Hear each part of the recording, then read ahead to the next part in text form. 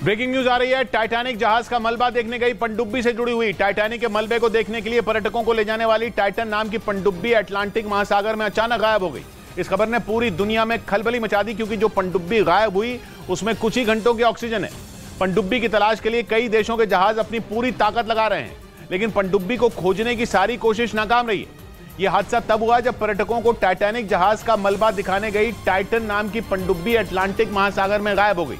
ये पनडुब्बी कनाडा के न्यूफाउंडलैंड से रवाना हुई थी, लेकिन करीब 2 घंटे बाद ही ये गायब हो गई, जिसके बाद अमेरिका और कनाडा इसे ढूंढने में जुट गए और उन्होंने पनडुब्बी को ढूंढने के लिए अपने विमान और जहाजों को रवाना कर दिया, ताकि किसी भी तरह से टाइटन पनडुब्बी का पता लगाया जा सके। क्योंकि टाइटन पनडुब्बी में कई बड़ी हस्तियां मौजूद थीं जो सालों पहले समंदर में डूब चुके जहाज टाइटैनिक का मलबा देखने गए थे, लेकिन समंदर में उतरने के करीब 2 घंटे के बाद ही उन्हें लेकर निकली टाइटन पनडुब्बी रडार से गायब हो गई।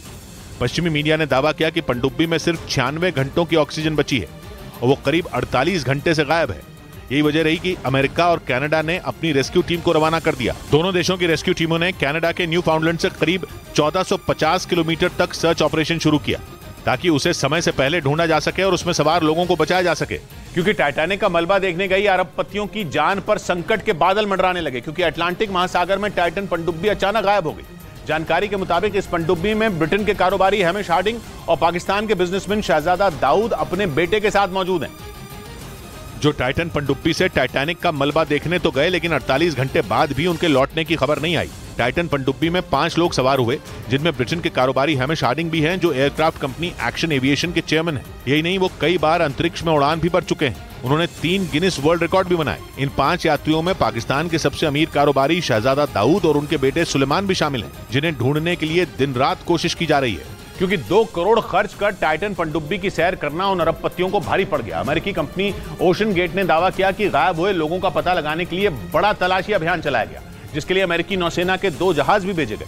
अमेरिकी नौसेना के एक बड़े अधिकारी ने जानकारी दी कि टाइटन पनडुब्बी का पता लगाना आसान नहीं है, क्योंकि मुमकिन है कि वो समंदर के अंदर किसी ऐसी जगह फंस गई हो जहां से सिग्नल भेजना उसके लिए आसान नहीं है। अमेरिकी कंपनी ओशन गेट ने दावा किया कि टाइटन पनडुब्बी हर 15 मिनट पर अपनी लोकेशन का मैसेज भेज रही थी, लेकिन लापता होने के बाद वहां से कोई सिग्नल नहीं आया, जिसकी वजह से उसमें सवार 5 लोगों की जान खतरे में पड़ गई। इस पनडुब्बी में सफर करने के लिए हर पर्यटक को 2 करोड़ रुपए खर्च करने पड़े और उन्हें बचाने के लिए जो रेस्क्यू ऑपरेशन चलाया गया उसमें भी अच्छी खासी रकम खर्च हुई।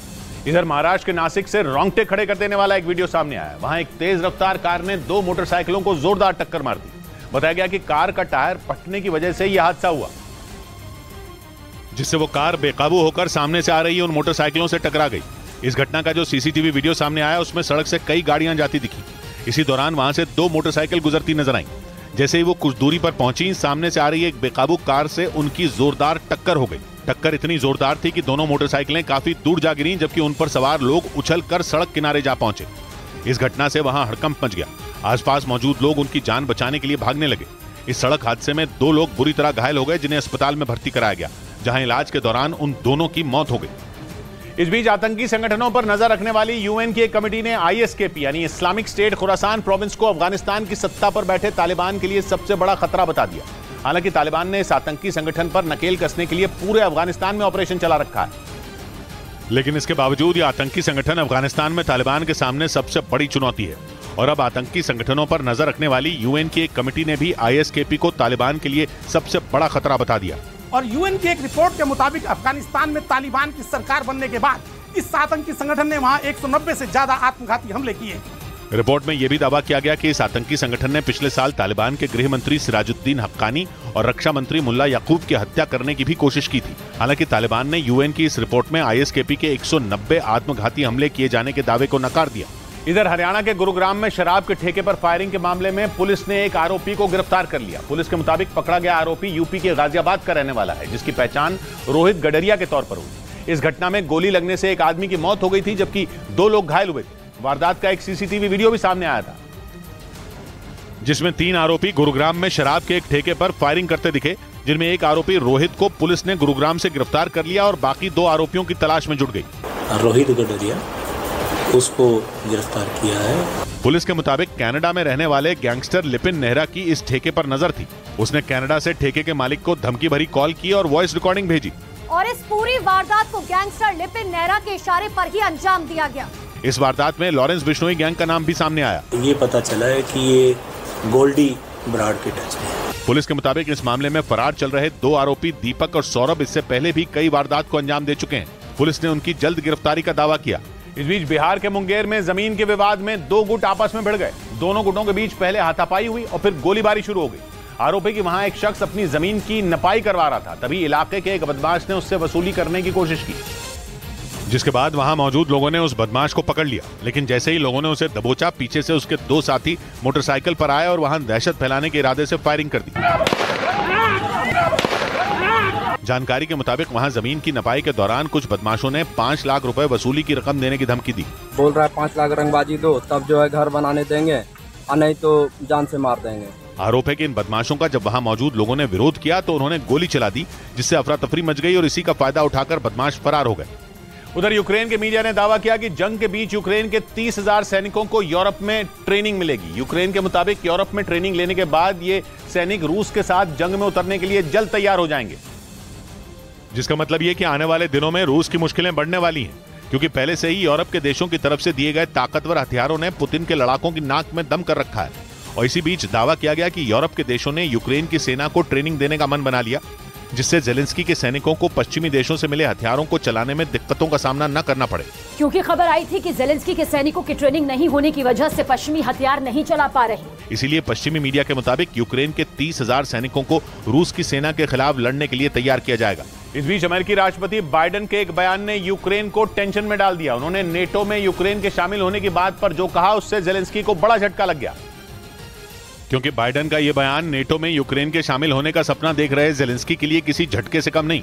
बाइडेन ने साफ साफ कह दिया कि यूक्रेन के लिए नेटो में शामिल होने का रास्ता आसान नहीं होने वाला। और साथ ही साथ ये भी ऐलान कर दिया कि अमेरिका यूक्रेन के लिए नेटो की शर्तों में बदलाव नहीं करेगा, बल्कि यूक्रेन को अपनी क्षमता को बढ़ाना होगा ताकि वो नेटो के काबिल बन सके। अगले महीने यूरोप के देश लिथुआनिया में नेटो की बैठक होने वाली है। जेलेंस्की को उम्मीद थी कि इस बैठक में उनके लिए नेटो के दरवाजे खुल जाएंगे, लेकिन उनके सबसे बड़े समर्थक बाइडेन ने ही उनकी उम्मीदों पर पानी फेर दिया। उधर ताइवान को चीन से बचाने की कसम खाने वाला अमेरिका अपनी ही बात से पलट गया। चीन के दौरे पर पहुंचे अमेरिका के विदेश मंत्री एंटनी ब्लिंकन ने राष्ट्रपति शी जिनपिंग से मिलने के बाद पूरी दुनिया के सामने कह दिया कि अमेरिका ताइवान की आजादी का समर्थन ही नहीं करता। वो ताइवान का मसला जंग से नहीं, शांति से सुलझाना चाहता है।